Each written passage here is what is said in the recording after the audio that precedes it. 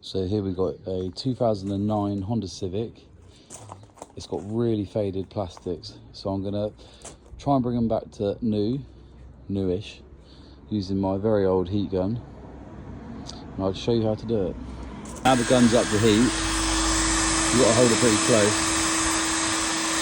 You've got to be careful with the plastic on the bodywork, because most of this car is plastic, to be honest, so you don't melt it. Once you get going, it doesn't take that long. I don't know about this weird bit here, is it? Oh look, it's got rid of that completely.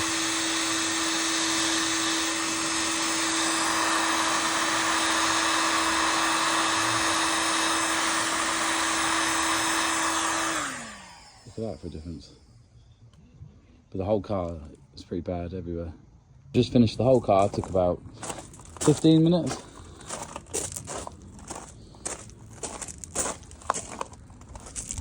It looks so much better now.